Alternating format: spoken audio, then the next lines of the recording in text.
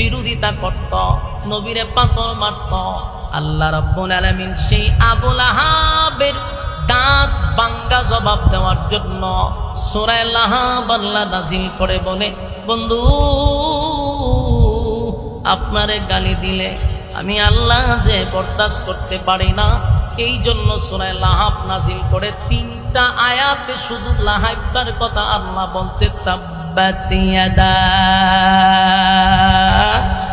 আবি লাহাবিন ওয়া তাব। আবু লাহাবের 2টা হাত ধ্বংস হোক। ধ্বংস হয়েছে নি? আবু লাহাব ধ্বংস হয়ে গেছে, অথচ আবু লাহাব আমার নবীরে বলছে ধ্বংস হওয়ার জন্য। আল্লাহ কয় তাব্বাত ইয়াদা আবি লাহাবিন ওয়া তাব, এই তোর 2 হাত হয়ে গেছে। মা আগনা আনহু মালুহু ওয়া মা কাসাব। আল্লাহ বলেন তার ধন সম্পদ, এর কিছু ধন সম্পদ ছিল, এই ধন সম্পদ নিয়ে সে বেড়াগিরি দেখাইত, এবং তার মাল কিছু ছিল, তার সন্তান ছিল, সন্তানের অহংকার করত। এই জন্য আল্লাহ বলেন মা আগনা আনহু মালুহু ওয়া মা কাসাব, তার মাল আওলাদ কোনটাই কাজে আসবে না, মালেও তার উপকার করবে না, তার সন্তানরাও তার উপকারে আসবে না। কথা বুঝতেছেন? এরপর আল্লাহ বলেন সায়াসলা নারান যাতা লাহাব, আর আল্লাহ বলেন অচিরেই সে আগুনের মধ্যে প্রবেশ করবে, শিখাময় আগুনের ভিতরে আমি আল্লাহ তারে ঢোকাবো। এখন কই আছে? আগুনে আছে।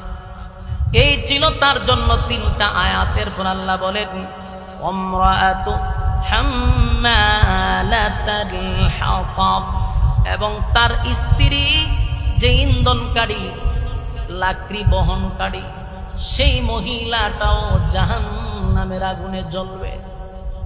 আবু লাহাবের বউ ছিল সম্ভ্রান্ত পরিবারে, বলতে গরিব আসিন না, 4 টাকা বসে আসি, বাপের বাড়ি তো প্রচুর টাকা, জামাইও টাকাওয়ালা, তাহলে তাই কোনো অংশে গরিব ছিল না, একটা প্রভাব ছিল আবু লাহাবের বউয়ের।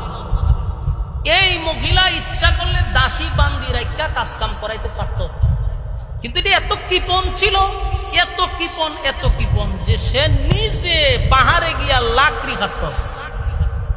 এই জন্য এই কথাটা কোরআনেও বলছে লাকড়ি বহনকারী, তাই বাগানে গিয়া লাকড়ি আনতো, নিজে কাটতো, খাইটা এটারে রশি দিয়া গলার মধ্যে এইভাবে বাঁধতো, বান্ধা লইয়া।